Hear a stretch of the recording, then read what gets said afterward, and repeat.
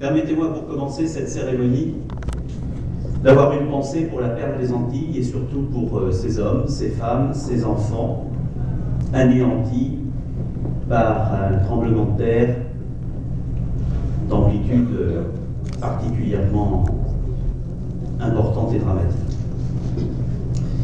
Comme beaucoup d'entre vous, nous avons été à l'INA touchés et choqués par l'importance de ce drame et par l'ampleur des souffrances subies par les populations sinistrées. Alors, l'INA va participer à la collecte départementale en faveur d'Haïti. L'association Carrefour des communes, que j'ai l'honneur de présider dès mardi, a organisé la solidarité des communes françaises en direction des communes haïtiennes, et le DICAF, qui est le détachement d'intervention dans les catastrophes naturelles, qui est implanté ici à l'INA, s'est lui aussi mobilisé à l'appel de l'ONU. Une équipe de reconnaissance est déjà partie sur place et plusieurs chiens de catastrophe sont à pied d'œuvre et travaillent pour dégager les blessés des décombres. Alors voyez-vous, nous avions choisi de placer cette cérémonie des vœux sous le thème de la paix et de la sagesse, parce que tout autour du monde, les souffrances humaines sont importantes.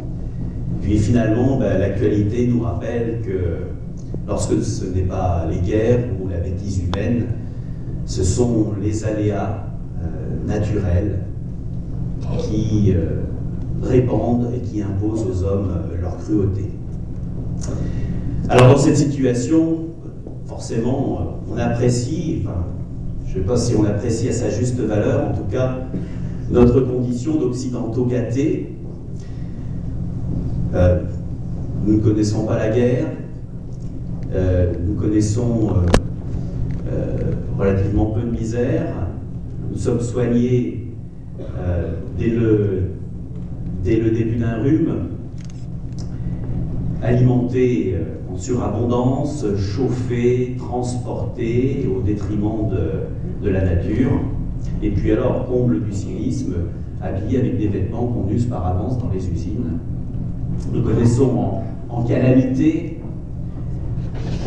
une grande calamité de ce temps, la grande grippe A, et en conditions naturelles et catastrophes naturelles, nous connaissons la chute de 20 cm de neige et le verglas sur quelques mètres de nos trottoirs. Voilà. Tout ça pour dire que dans notre condition de privilégiés, nous nous devons d'une solidarité envers les autres, envers en tout cas tous ceux qui ont besoin d'une façon ou d'une autre. C'est tout l'objet de ce symbole de l'olivier que nous avons choisi pour cette cérémonie des vœux.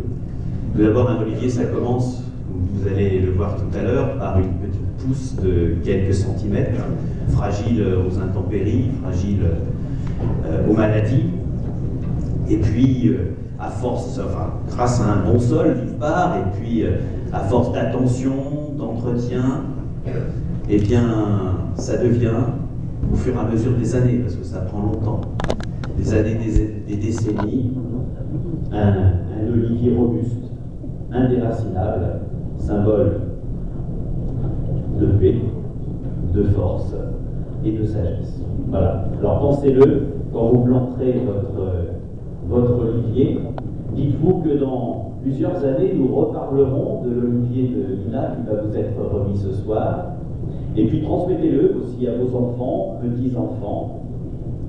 Et puis dites-leur que cet olivier a été planté en 2010 parce que nous voulions symboliser l'espérance dans un monde meilleur, l'espérance dans un monde de justice, de paix, de santé partagée pour tous, où l'homme vit dans le respect de la nature et dans le respect de ses semblables.